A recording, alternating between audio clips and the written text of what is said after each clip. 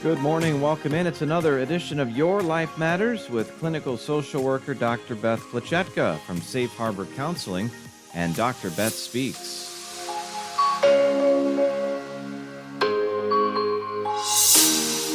And Dr. Beth joins us via the studio for a change. We've been on the phone for so long. The last couple of weeks, it's been great to have Dr. Beth in studio. How are we doing this morning? I'm good, Mike. How are you? Doing well. As we apologize to our listeners for having them have to listen to phone calls instead of studios. Apologies. That's kind of the theme of our show today, right? Was that a nice tie-in? That was beautiful. That was beautiful. Because you know what? Most of us find apologies challenging.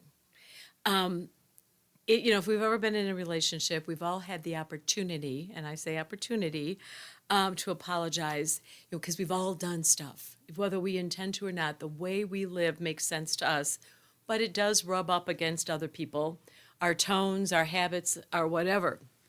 And having the opportunity to make an apology, it's an opportunity because it gives us relief.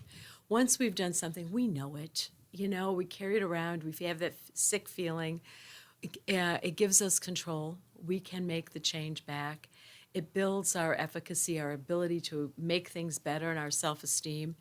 It helps our mental health, and it releases everybody. There's no more silent stomping around is what I call it. Maybe not making noise, but everybody's a little bit tense.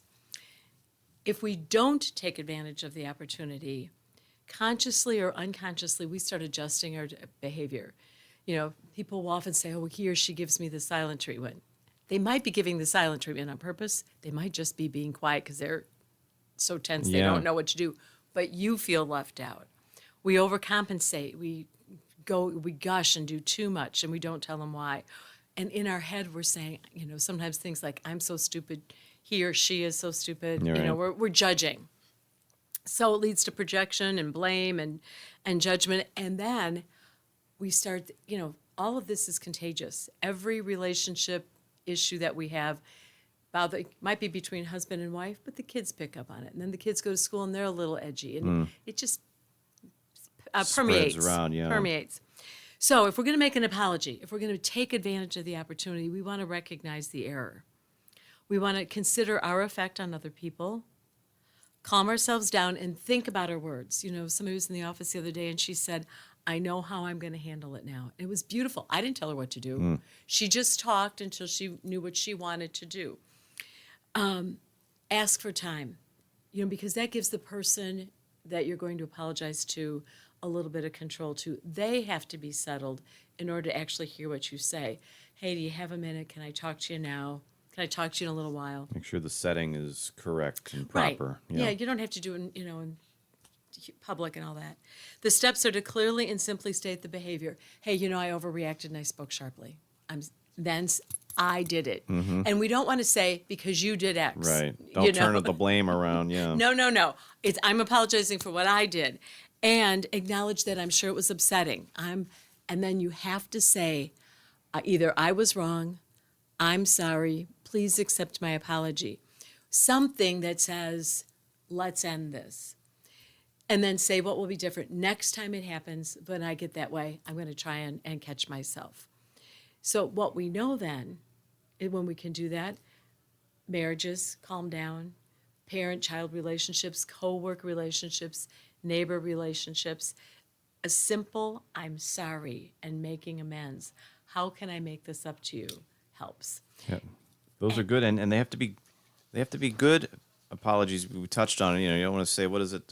I'm sorry you reacted this way, or I'm sorry this offended you, or it's not. I'm sorry for what I did. It's I'm sorry you had this reaction to the thing I did. Yeah. And I'm glad you said that, because often we do that in an effort to wiggle out of responsibility for our own behavior, and it's important that we are responsible for our own behavior. We want our kids to know that, and we want to demonstrate that. Yeah, it makes things a lot calmer, and the person getting apologized to maybe gains a little respect for, hey, they owned up to that. That was, kind of nice of them to do that. And it makes it easier for them to apologize when it's necessary, too. If they've accepted ours, they know we're going to accept theirs. That's good. Good advice, good information. You can find out more at safeharboril.com. Safe Harbor Counseling and Dr. Beth Speaks with Dr. Beth Plachetka. It's called Your Life Matters, heard every week at the same time. There's Facebook pages, too, for Safe Harbor Counseling and Dr. Beth Plachetka. You can also call 630-466-8657 to learn more at Safe Harbor Counseling. We'll see you again next week.